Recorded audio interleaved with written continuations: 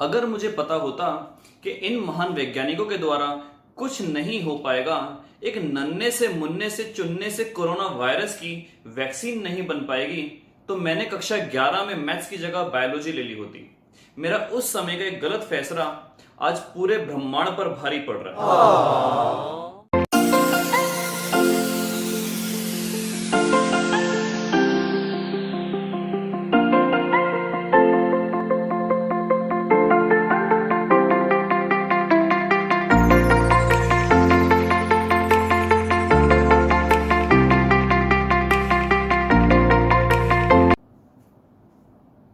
Good morning India, कैसे हो बच्चों? Welcome back to your beautiful से channel, obviously your handsome teacher जिसका नाम है फिजिक्स बाय राहुल बंसल। आप सोच रहे होंगे 4 दिनों से राहुल सर कहाँ गोल हो गए। एक्चुअली गोल नहीं, मैं तो लंबा ही हूं, लेकिन 4 दिनों से बच्चों थोड़ा सा टाइम शेड्यूल बिजी था, थोड़ी सी तबीयत भी नासाज थी जिसकी वजह से टाइम नहीं मिल पाया। चलिए हम बैक हैं, वापस आ चुके हैं। कम टू द पॉइंट, आज हम पढ़ने जा रहे हैं बहुत बहुत इंपॉर्टेंट टॉपिक्स जिसका नाम है किरचॉफ्स लॉ। जिसका नाम है किरचॉफ्स लॉ। देखते हैं फटाफट बच्चों इस किरचॉफ्स लॉ में आखिर ऐसा है क्या जो इतना इंपॉर्टेंट है। किरचॉफ ने दिए थे 2 लॉज। पहले का नाम है जंक्शन लॉ, जिसको हम करंट लॉ के नाम से भी जानते हैं, और दूसरे का नाम है लूप लॉ, जिसको हम वोल्टेज लॉ के नाम से भी बच्चों जानते हैं। चलिए स्टार्ट करते हैं फटाफट आपके किरचॉफ्स लॉ।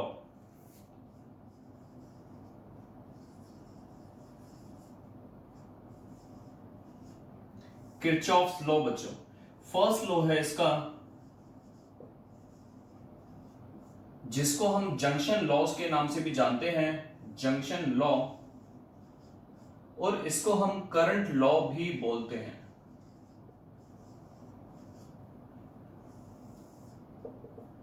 ये कहता क्या है बच्चों? ये कहता है कि किसी भी पर्टिकुलर पॉइंट पर, किसी भी पर्टिकुलर जोड़ पर, किसी भी पर्टिकुलर जंक्शन पर, जंक्शन आप लोग समझते होंगे रेलवे का जंक्शन होता है जहां पर गाड़ियां रुकती हैं फिर चल पड़ती हैं, एक जोड़ होता है, एक मोड़ होता है।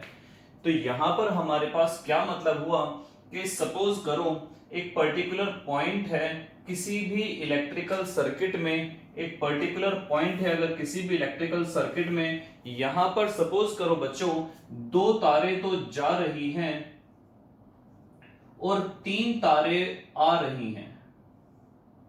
तो ये एक जोड़ हो गया, ये एक मोड़ हो गया, ये ऐसा पॉइंट हो गया जो टर्मिनेटिंग है इन 3 तारों के लिए और ओरिजिनेटिंग है इन 2 तारों के लिए। तो इसको हम बोलते हैं बच्चों जंक्शन। तो सपोज करो इस तार में है 2 एंपियर का करंट, इसमें है 3 एंपियर करंट, इसमें है 4 एंपियर करंट, इसमें पास हो रहा है 5 एंपियर करंट। तो बताइए इसमें कितना पास होगा? बहुत सिंपल है, आपको मैंने बताया था current is neither a scalar quantity and nor a vector quantity. बच्चों करंट को हम बेसिकली बोलते हैं टेंसर। करंट के पास एक फिक्स डायरेक्शन तो है, लेकिन वो वेक्टर सम को फॉलो नहीं करता, वो डायरेक्टली एल्जेब्राइकली ऐड हो जाता है। तो इसीलिए आप देखो जो टोटल आने वाला करंट है वो है 4, 3, 7 और 2, 9, और जो जाने वाला करंट है वो है 5। तो 9 में से अगर 5 निकाल दूं तो ये वाला करंट आपके पास बचा 4 एंपियर। कितना बचा बच्चों? 4 एंपियर। तो इसका मतलब क्या हुआ? इसका मतलब बच्चों ये हुआ कि तीनों जो आने वाले हैं ये तीनों एक तरीके से सोर्स हैं। क्या है? सोर्स। किसका सोर्स है, किसका स्रोत है? इन दोनों एम्पियर्स का, इन दोनों करंट का। भाई अगर ये तीनों में से कोई भी वैल्यू मैं बढ़ा दूं तो कॉमन सी बात है इनमें से भी कोई ना कोई वैल्यू बढ़ जाएगी या दोनों वैल्यू बढ़ जाएंगी। तो इसका मतलब क्या हुआ? ये तीनों जो आने वाले हैं, 3 हैं, 300 हैं, 3000 हैं, व्हाटसोएवर कुछ भी हैं, जितनी भी तारों में करंट आएगा, आने वाले को सारे को ऐड कर देंगे, जाने वाले को सारे को ऐड कर देंगे, और आने वाला जाने वाले के बराबर होगा। तो डेफिनेशन इसकी देख लेते हैं। डेफिनेशन में क्या है? It is defined as the it is defined as the total current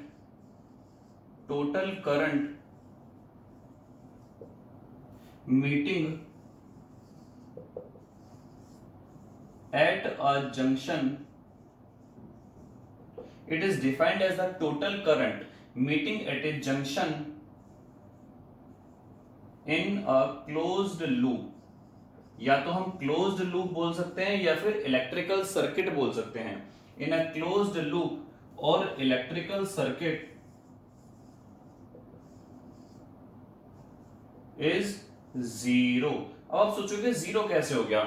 4 3 7 2 9, 9 और 4 13 और 5 18, ये तो ऐड हो जाना चाहिए. बच्चों अगर आने वाले को मैं पॉजिटिव से दिखाऊंगा तो डेफिनेटली जाने वाले को मैं नेगेटिव से दिखाऊंगा. तो अगर ये 4 3 7 2 9 है, ये -4 और -5 है, तो 9 में जब -9 ऐड करेंगे तो आंसर हमारे पास कितना आएगा? एब्सोल्युटली 0 आएगा. तो इसका मतलब क्या हुआ कि एक पर्टिकुलर जंक्शन पर अगर आप सारे करंट्स को ऐड करते हो तो आपको आंसर कितना मिलेगा? 0 मिलेगा. एक चीज आपको स्पेशली और बता दूं, जो किरचॉफ्स का फर्स्ट लॉ है, जो जंक्शन लॉ है, जो ये करंट लॉ है, ये किसको सपोर्ट करता है? इस लॉ के द्वारा हम कह सकते हैं conservation of charge. Conservation of charge का मतलब बच्चों क्या हुआ?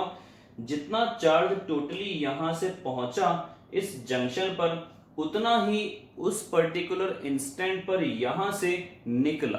कभी भी ऐसा नहीं होता कि इस पर्टिकुलर जंक्शन पर कुछ चार्ज रुक जाए, सिंक हो जाए, डूब जाए, मर जाए. या ऐसा नहीं होता कि कुछ चार्ज एक्स्ट्रा यहां से जनरेट हो जाए. तो हम बोलेंगे कि यहां पर इस पर्टिकुलर जंक्शन पर ना ही कोई चार्ज रिज्यूम लीव करेगा, ना ही कोई चार्ज यहां से पैदा होगा. तो इसको हम बोलेंगे इट फॉलोज या it supports law of conservation of charge. दूसरा लॉ है बच्चों आपके पास, दूसरा लॉ है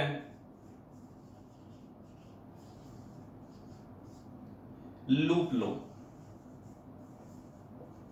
इसको हम वोल्टेज लॉ भी कहते हैं,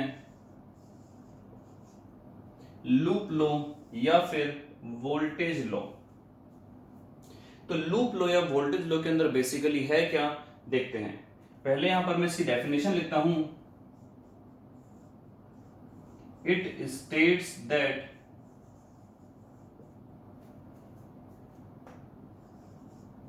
इन a closed loop of an electrical circuit, it states that in a closed loop of an electrical circuit the sum of potential differences, ये आप समझ रहे हैं ना, PD का मतलब है potential differences, the sum of potential differences is always 0. इसका मतलब क्या हुआ? Delta V equals to 0. All the potential differences का सम कितना होता है? 0.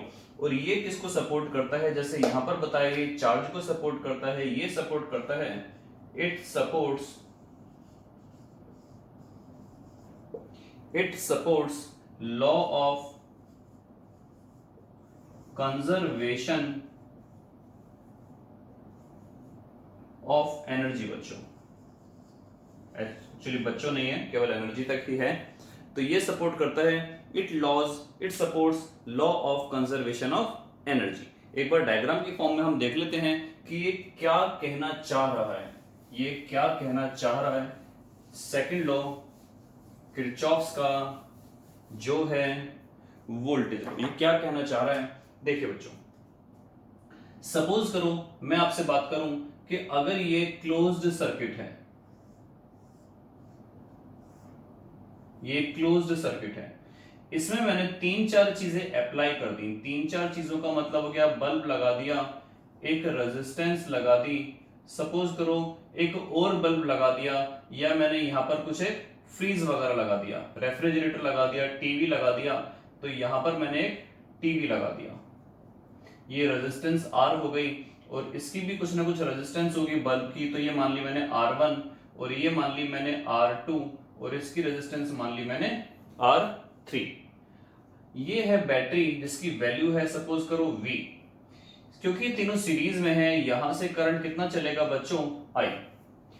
तीनों सीरीज में है, आप लोगों ने पढ़ा था कि सीरीज के अंदर करंट इज ऑलवेज सेम। तो करंट अगर ऑलवेज सेम है लेकिन ये तीनों की तीनों रेजिस्टेंसेस अलग अलग हैं, ये तीनों की तीनों वैल्यूज अलग अलग हैं। जब तीनों की तीनों वैल्यूज ये अलग अलग हैं तो हम कह सकते हैं कि तीनों में पोटेंशियल ड्रॉप अलग अलग होगा। कहने का मतलब है ये V है, यहां पर होगा V1, यहां पर होगा V2 और यहां पर होगा V3। आपको याद होगा कॉम्बिनेशन ऑफ रेजिस्टेंसेस के अंदर मैंने बताया था जब हम इक्विवेलेंट रेजिस्टेंस निकालते हैं तो हम किसको लेकर चलते हैं, हम लेकर चलते हैं उस फिजिकल क्वांटिटी को जो डिवाइड होती है, जो तीनों में अलग अलग होती है। अगर मैं बात करूं बच्चों, इसको मान लिया मैंने V1, इसमें पोटेंशियल ड्रॉप हुआ V2 और इसमें पोटेंशियल ड्रॉप हुआ V3, तो आपको याद होगा हमने ऐसा कुछ लिखा था V1 plus V2 plus V3, हमने ऐसा कुछ लिखा था। तो वही चीज हम देखने जा रहे हैं, ये हमने ऐसा क्यों लिखा था। तो देखिए, अगर मैं जिस डायरेक्शन में करंट जा रहा है, हम बेसिकली क्या मानते हैं, पॉजिटिव से करंट निकलता है और नेगेटिव में वो समा जाता है। तो यहां से करंट निकला तो जिस डायरेक्शन में करंट जा रहा है हम उसी डायरेक्शन को लेंगे पॉजिटिव डायरेक्शन। अगर मैं उल्टी डायरेक्शन को लूं तो हमारे पास आएगी नेगेटिव डायरेक्शन, सारी की सारी चीजें हो जाएंगी नेगेटिव। तो आमतौर पर कोशिश करना कि जिस डायरेक्शन में करंट जा रहा है आप उसी डायरेक्शन में चलें। तो यहां पर चलते हैं, इसके अंदर कितना पोटेंशियल ड्रॉप हुआ, V1 की वैल्यू आएगी आपके पास R1 इंटू I, V1 की वैल्यू आएगी R1 इंटू I। तो आप पहले देखें कि इसके अंदर पोटेंशियल ड्रॉप हुआ V1। आगे चलते हैं, बाकी का पोटेंशियल ड्रॉप इसमें कितना हुआ V2, उसी डायरेक्शन में चल रहे हैं तो ऐड होते चले जाएंगे। करंट ऐसे गया, करंट ऐसे गया, करंट ऐसे गया, करंट ऐसे गया, करंट ऐसे गया और करंट ऐसे गया। तो V1 प्लस V2 आगे गए, इसमें कितना पोटेंशियल ड्रॉप हुआ V3। क्या इस क्लोज्ड सर्किट में केवल इसमें ही पोटेंशियल ड्रॉप हुआ है या वोल्टेज जैसी कोई और चीज भी आपको नजर आई है। देखो बच्चों, यहां से अगर मैं चलता हूं, इसमें गया V1 का ड्रॉप, इसमें गया V2 का ड्रॉप, इसमें गया V3 का ड्रॉप, क्या मुझे इस सर्किट में एक और V नहीं मिला, सोर्स एक और V मिला, एक और V मिला। तो ये किसके बराबर होगा, ये बराबर होगा V के। मैं आपको एक कन्वेंशन बताऊंगा, उस कन्वेंशन से आपको न्यूमेरिकल्स निकालने बहुत बहुत इजी हो जाएंगे। एक कन्वेंशन बताने जा रहा हूं आपको बच्चों, में ध्यान से देख लेना। अगर इस कन्वेंशन को आप फॉलो करोगे तो 100% आपके जो ये किरचॉफ लॉ वाले न्यूमेरिकल्स हैं ये बहुत इजीली सॉल्व हो जाएंगे। क्या है वो कन्वेंशन, ध्यान से देखिए। V1 plus V2 plus V3 equals to हमारे पास आ गया बैटरी। अब इसमें कन्वेंशन क्या मैंने बोला, कन्वेंशन देखिए हम क्या लेके चलते हैं। अगर किसी सर्किट में, किसी भी सर्किट में जिस डायरेक्शन में करंट जा रहा है हम उसी डायरेक्शन में अगर जाते हैं तो हम क्या लेते हैं, पॉजिटिव। जिस डायरेक्शन में करंट गया उसी डायरेक्शन में अगर हम चल रहे हैं तो हम पोटेंशियल ड्रॉप्स को लेकर चलते हैं पॉजिटिव। पहला कन्वेंशन तो ये हो गया, कुछ मैं ओरली बता रहा हूं, कुछ मैं आपको रिटर्न में बताऊंगा। अगर आप इससे अपोजिट डायरेक्शन में चलते तो पोटेंशियल ड्रॉप्स आते आपके पास नेगेटिव। इसका मतलब ये होता कि V1 की जगह लेते -V1, V2 की जगह लेते -V2, V3 की जगह लेते -V3। लेकिन क्या V भी बदलता? तो बेसिकली जो मैं कन्वेंशन बता रहा हूं वो इस बैटरी वाला कन्वेंशन बता रहा हूं। ये तो आई थिंक आप समझ चुके होंगे कि जिस डायरेक्शन में अगर करंट जा रहा है उसी डायरेक्शन में हम जाएंगे तो पोटेंशियल ड्रॉप पॉजिटिव होगा, अदरवाइज वो नेगेटिव होगा। बात करते हैं बच्चों, अगर टर्मिनल से टर्मिनल पर हम जाएंगे तो हम बैटरी को राइट हैंड साइड पर पॉजिटिव लेंगे या नेगेटिव लेंगे। तो सबसे पहले हम इसकी बात करने जा रहे हैं। देखिए, अगर हम पॉजिटिव टर्मिनल से नेगेटिव पर कूदते हैं, अगर हम पॉजिटिव से नेगेटिव पर कूदते हैं, पॉजिटिव से नेगेटिव पर पहुंचे ना आप, लेकिन सर्किट से होते हुए, सर्किट से होते हुए आप पॉजिटिव पर से नेगेटिव पर गए, लेकिन through the circuit, through the circuit,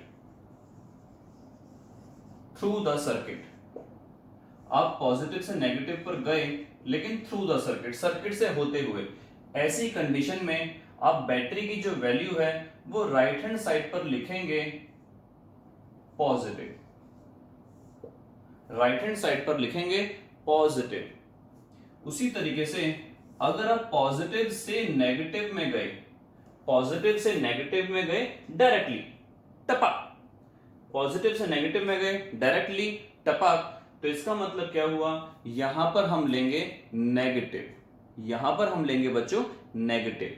फिर से सुन लो, पॉजिटिव से अगर नेगेटिव में गए सर्किट से होते हुए नहीं डायरेक्टली, तो हम लेंगे नेगेटिव आरएचएस में। पॉजिटिव से नेगेटिव में गए directly without passing through the circuit, तो हम आरएचएस में क्या लेंगे, इसकी वैल्यू, हम लेंगे इसकी वैल्यू नेगेटिव। तीसरा कन्वेंशन है, अगर ये दो समझ गए होंगे तो तीसरा बहुत इजी हो जाएगा कि नेगेटिव से अगर पॉजिटिव में जाते हैं हम, नेगेटिव से अगर पॉजिटिव में जाते हैं हम, जैसे पॉजिटिव से नेगेटिव में गए थे थ्रू द सर्किट, नेगेटिव से पॉजिटिव में जाते हैं फिर से through the circuit, through the circuit,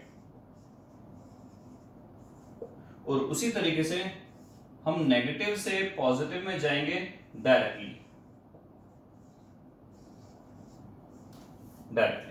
तो जैसे यहां पर नेगेटिव, पॉजिटिव से नेगेटिव में गए थे डायरेक्टली, नेगेटिव आया था, नेगेटिव से पॉजिटिव में जाएंगे डायरेक्टली, तो बच्चों हमारे पास आरएचएस पर जो वैल्यू आएगी वो पॉजिटिव आएगी। जस्ट अपोजिट देखो, अगर हम नेगेटिव से पॉजिटिव में जाएंगे डायरेक्टली टपा, डायरेक्टली कूदे, नेगेटिव से पॉजिटिव में डायरेक्टली कूदे, नेगेटिव से पॉजिटिव में कूदे डायरेक्टली, तो क्या डायरेक्शन आपकी ये नहीं हो गई, और जो ये डायरेक्शन है देखो, क्या ये पॉजिटिव से नेगेटिव वाली नहीं हो गई। हम इसको ऐसे बोल सकते हैं, नेगेटिव से पॉजिटिव में कूदे डायरेक्टली, या पॉजिटिव से सर्किट से होते हुए गए नेगेटिव, या तो नेगेटिव से कूदे डायरेक्टली या पॉजिटिव से होते हुए गए नेगेटिव में थ्रू द सर्किट। तो ये यहां पर भी पॉजिटिव से नेगेटिव में गए थे थ्रू द सर्किट, तो आया था पॉजिटिव, और नेगेटिव से पॉजिटिव में कूद रहे हो डायरेक्टली तो भी पॉजिटिव। और आई थिंक आप ये भी समझ गए होंगे कि ये आरएचएस पर नेगेटिव क्यों आएगा। नेगेटिव से पॉजिटिव में जाओगे थ्रू द सर्किट, नेगेटिव से पॉजिटिव में जाओगे थ्रू द सर्किट, या फिर इसको ऐसे बोल सकते हैं, नेगेटिव से पॉजिटिव में गए थ्रू द सर्किट, या पॉजिटिव से नेगेटिव में डायरेक्टली जंप मार दिया, पॉजिटिव से नेगेटिव में डायरेक्टली जंप मार दिया, तो आपके पास जो बैटरी की वैल्यू आएगी राइट हैंड साइड पर वो नेगेटिव आएगी। Is it clear? एक बार हम इसके प्रिंसिपल देख लेते हैं, इसका एक एग्जांपल देख लेते हैं, या फिर कहा जाए इसका एक एप्लीकेशन देख लेते हैं। किरचॉफ्स लॉ का बहुत बहुत इंपॉर्टेंट एप्लीकेशन है व्हीट स्टोन ब्रिज। व्हीट मतलब गेहूं, स्टोन मतलब पत्थर, ब्रिज मतलब पुल। तो गेहूं पत्थर पुल अब हम पढ़ने जा रहे हैं। तो देखिए फटाफट बच्चों क्या है वो टॉपिक, उसके बाद हम नेक्स्ट क्लास में स्टार्ट करेंगे आपका metre bridge.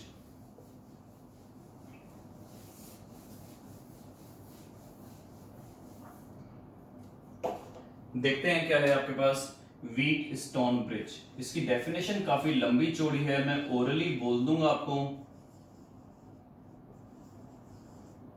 Wheat stone bridge बच्चों क्या है व्हीट स्टोन ब्रिज, आइए देखते हैं।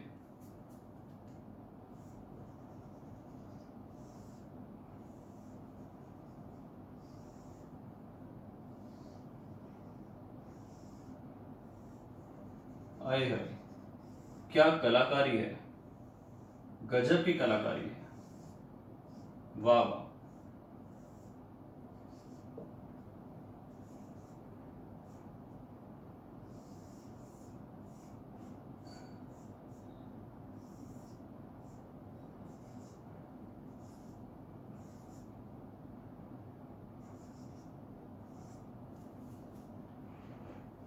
ये है आपके पास बच्चों वोल्टेज, जिसकी वैल्यू चाहो तो V ले लो, चाहे इसकी वैल्यू EMF के अकॉर्डिंग E ले लो। ये है आपके पास एक गैल्वेनोमीटर, ये है आपके पास की K1 जिसको हम स्विच भी कह सकते हैं, ये है की K2। ये चार रेजिस्टेंसेस हैं P, Q, R और S। इन चारों में से अगर तीन की वैल्यू आपको पता हो तो आप बहुत इजीली चौथे की वैल्यू फाइंड आउट कर सकते हैं। अब डेफिनेशन समझ लेते हैं पहले एग्जैक्टली है क्या। पहले एक बार देख लेते हैं करंट। यहां से सपोज करो बच्चों करंट चला I, इसमें भी करंट I। अब ये क्या है, जोड़, जिसको हमने कहा था मोड़, जिसको हमने कहा था, जी हाँ, जिसको हमने कहा था जंक्शन। तो जंक्शन में ऊपर की तरफ करंट मूव कर गया I1, तो जब यहां से चला I, ऊपर चला गया I1, तो नीचे कितना बचा, ये बचा I माइनस I1। ये I1 इस जंक्शन पर पहुंचा। इस व्हीटस्टोन ब्रिज की बैलेंस कंडीशन में यही है कि इसके अंदर कोई करंट फ्लो नहीं करेगा। इसका मतलब क्या हुआ, इसमें जो करंट IG की वैल्यू है वो 0 है। तो I1 इस जंक्शन पर पहुंचा और इसमें मूव कर गया, इस जंक्शन पर पहुंचा और इसमें मूव कर गया। उसी तरीके से I माइनस I1 जब इस जंक्शन पर पहुंचा तो ऊपर इस ब्रांच में, इस आर्म में, इस लाइन में, इस रेखा में कोई करंट नहीं है। तो ये I माइनस I1 यहां पर पहुंचा, ये इसमें मूव कर गया। ये I माइनस I1 इस पॉइंट पर पहुंचा, ये I1 इस पॉइंट पर पहुंचा, और यहां पर कितना हो गया I माइनस I1, और आगे प्लस का कितना हो गया I1। I1 से I1 चला गया, तो इसका मतलब इसमें करंट कितना हुआ, ऑब्वियसली I। जितना करंट निकला था उतना ही करंट वापस एंट्री करना कंपलसरी है। ये था बच्चा आपके पास व्हीटस्टोन ब्रिज का एक रफ ब्लूप्रिंट।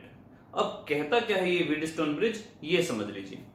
व्हीटस्टोन ब्रिज कहता है कि अगर चार रेजिस्टेंसेस इस तरीके से लगा दिए जाएं, पॉइंट B और D के बीच में एक गैल्वेनोमीटर और एक K2 की लगा दी जाए, बैटरी लगा दी जाए A और C पॉइंट के बीच में।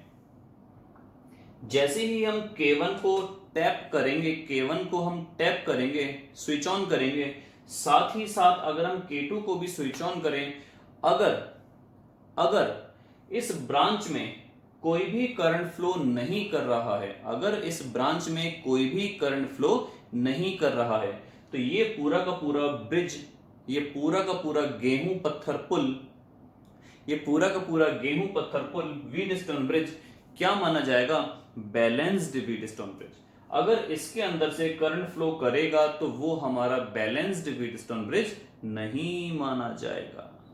Is it clear. अब देख लेते हैं इस बैलेंस्ड व्हीटस्टोन ब्रिज की क्या प्रीवियस फॉरमोस्ट लास्ट कंडीशन है, क्या हम इसके अंदर सॉल्व बेसिकली करते हैं। तो देखिए, अगर हम बात करें बच्चों लूप ABDA की, इस लूप की, आपको एक लूप दिखाई दे रहा है, एक क्लोज्ड लूप दिखाई दे रहा है, तो हम इसी की बात करते हैं, लूप ABDA।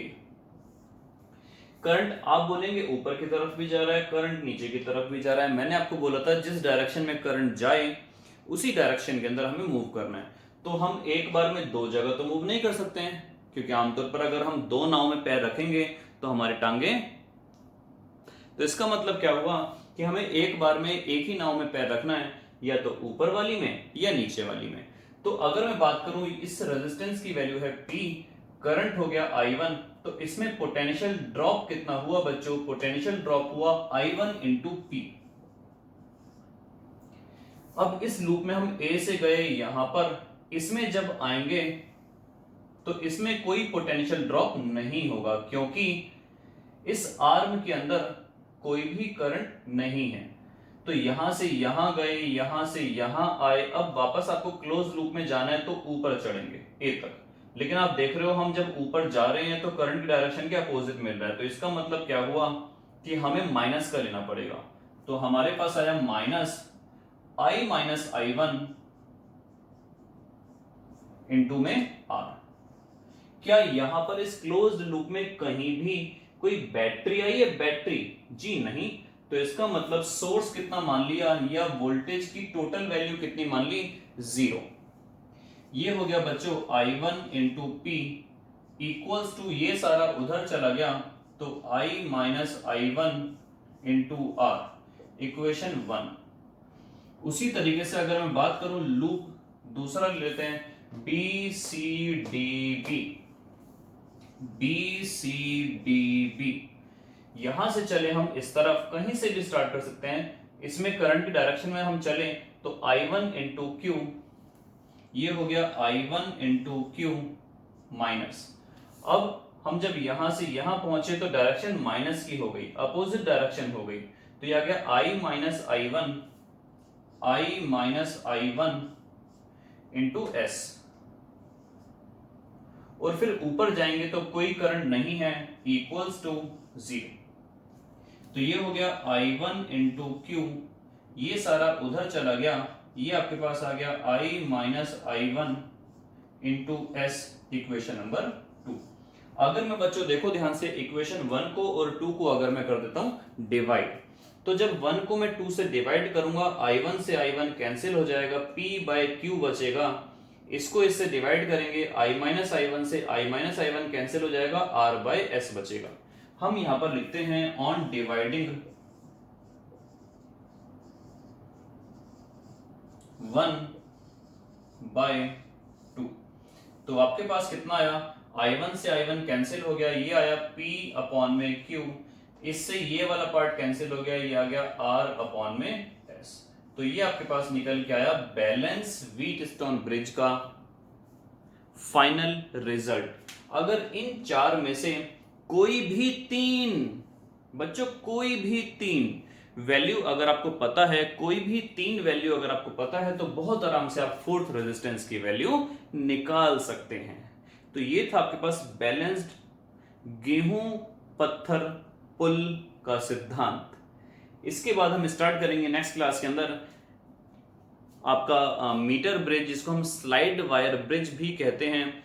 एक दो बातें मैं इसके बारे में और बता दूं कि जो ये बैटरी है, इसकी इंटरनल रेजिस्टेंस कितनी भी हो, इसकी इंटरनल रेजिस्टेंस कितनी भी हो, कोई फर्क नहीं पड़ेगा इस बैलेंस व्हीटस्टोन ब्रिज की इस लास्ट कंडीशन पर। आप देखो कहीं पर भी आर की वैल्यू नहीं, ना ही हमने यूज करी है, ना ही हमें वो लेनी है। तो ध्यान रखिए कि इंटरनल रेजिस्टेंस, गैल्वेनोमीटर की रेजिस्टेंस इस पर इफेक्ट नहीं देती है। इसका मतलब इंटरनल रेजिस्टेंस कितनी भी ज्यादा हो, कितनी भी कम हो, इस पर इफेक्ट नहीं देगी। इसकी गैल्वेनोमीटर की रेजिस्टेंस इस पर इफेक्ट नहीं देगी। एक बात और बच्चों, ये पॉइंट है BD, ये पॉइंट है AC। अगर मैं यहां पर इस AC पॉइंट पर लगा दूं गैल्वेनोमीटर, जी हां सही सुना आपने, गैल्वेनोमीटर, और यहां पर लगा दूं मैं बैटरी, तो भी कोई फर्क पड़ने वाला नहीं है। 2 पॉइंट्स के बीच में रहना है गैल्वेनोमीटर और 2 पॉइंट्स के बीच में रहनी है बैटरी। देख लो इधर, तो इसका मतलब क्या हुआ, गैल्वेनोमीटर लगा दिया A और C के बीच में, और B और D के बीच में लगा दी बैटरी। तो अगर आपसे एग्जाम में कोई पूछे, आपके प्रैक्टिकल्स के वाइवा में तो ये कई बार पूछा जाता है, एग्जामिनर जो है आता है कि if we interchange the position of galvanometer and battery what will be the effect, तो आप बोलोगे देयर इज नो इफेक्ट। तो नेक्स्ट क्लास में हम स्टार्ट करेंगे, बता चुका हूं आपको, कई बार बताने की जरूरत नहीं है। Till then good bye, best of luck.